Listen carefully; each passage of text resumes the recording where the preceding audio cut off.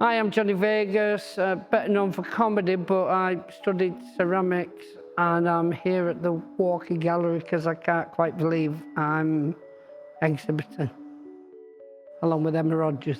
Johnny and I met quite a while ago because we're both patrons of Clatterbridge Cancer Charity, and he kept saying that he'd like to pop to the studio, and it just never happened. And then one day, about 2.5 years ago, he came here to the Foundry, and I don't think I've ever escaped.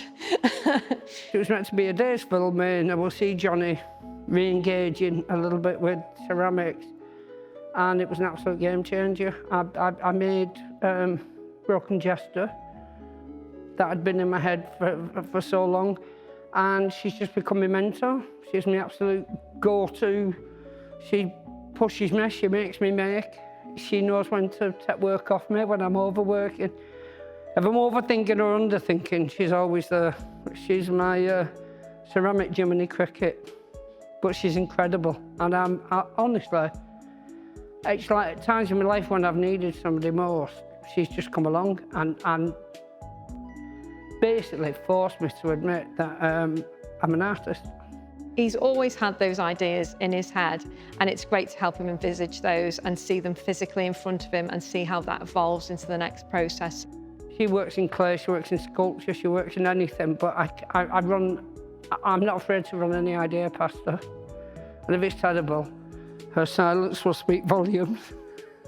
You start off with a lump of clay. 20 people could be working with the same size lump of clay and achieve so many different things. But I love the feel of it, the process, the surface, textures. I've been working with it since I was a small child, and it constantly brings me joy. I call her a friend, but like her advice, I couldn't afford it if I needed to. Do you know what I mean? You can't purchase a mentor. You just find someone, and she's everything in terms of art to me. I'm on a new path and she's guiding me, and I love her for it. I'd only ever worked with ceramics, and I'd only ever really, I was trained as I suppose, for a studio potter. So it was a lot of throne work and industrial work, but I think my heart was always in sculpture. In sculpture, I'll work I'll work with found objects, I will work with nylon sculpted, 3D print, you know what I mean? Anything. If it catches my eye, I think it's a blessing with ADHD that I just see beauty in objects. The pieces that I've got on display at the moment is Anti-Hypnotic Journey, which was inspired by a punch bowl that Nicola Scott kindly showed us in the collection. I love how traditional the external part of the form is, and then on the inside of the punch bowl, it's the stuff of nightmares. It's completely crazy, as if everything is trying to escape. So I wanted that to carry on and flow out of the punch bowl and into my work. The pieces here are Serotinal sirens, and they are figures who sort of challenge what their duty is. And Valhalla, all of that of dutiful dead, what is a good life, what does it take, what's the process through religion, through any mythology, to being a good person, and why do we associate it with being winged? And these figures are being transformed, and we're not quite sure whether it's their choice or not. So having trained for the priesthood, and without getting too deep, they are suddenly finding themselves mid-transformation. It's what they'll do with that power once they've gone through this process. Stubbs has been a massive influence on me. His anatomical work for many years. I have so many books about him at home, and he originated in Liverpool. The Walker have an incredible collection, and I also wanted to respond to that. So there's a small monkey in with the figure, which is a little nod to a monkey, which is one of his pieces. And then if you look in one of the other cases, it's looking at his anatomical drawings. And we're talking about metamorphosis, but I think that applies just as much to nature as it does to narratives like Ovid. You know, what sounds more mythical if you described a unicorn or a giraffe or an elephant. You know, nature is absolutely incredible and I'm constantly inspired by it. And the more you remove the layers and look under the surface, the more exciting it is down to its finest details. So that's what the horse pieces are about. They're looking at anatomical drawings I've etched into perspex, and then I've built up almost as if I was kind of trying to think out those sketch lines and building up the form again.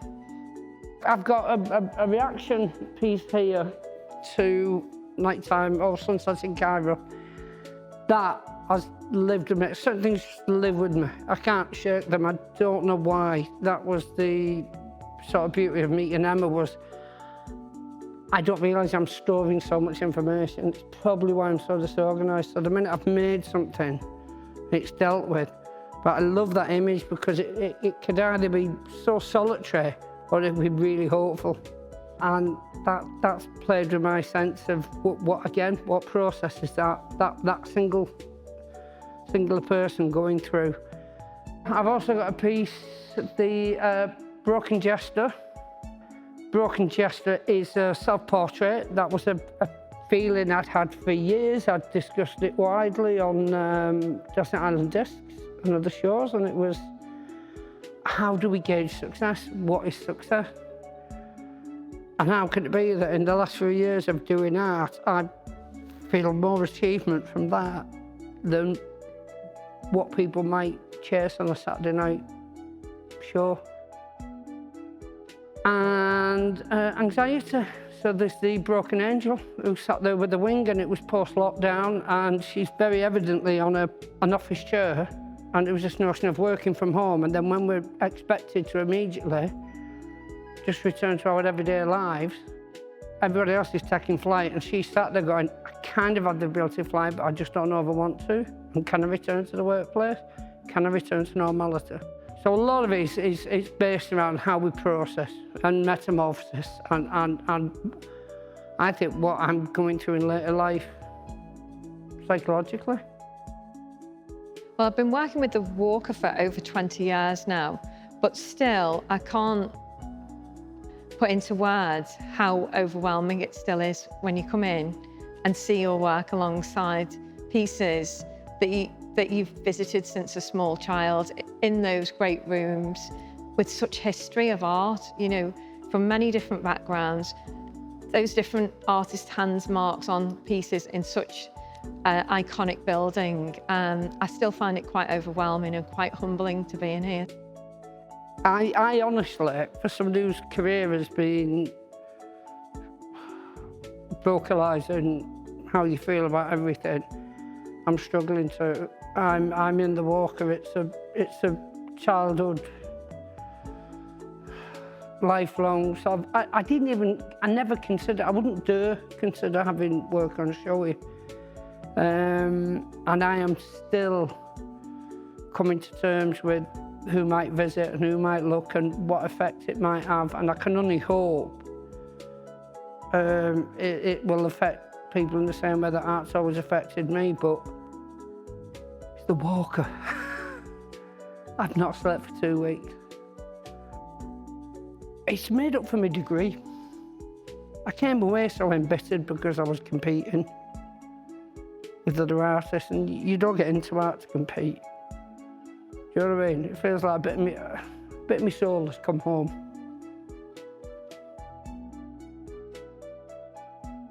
He's been great to work with. I've really enjoyed it, and I enjoy seeing where we go next really with this, because I think we've got a really nice dynamic. We bat ideas off each other, and I love the thought and consideration he puts into every piece. Everything is very concise. There's a reason for those marks and stuff, and I love watching how that evolves. So being part of that has been an absolute joy.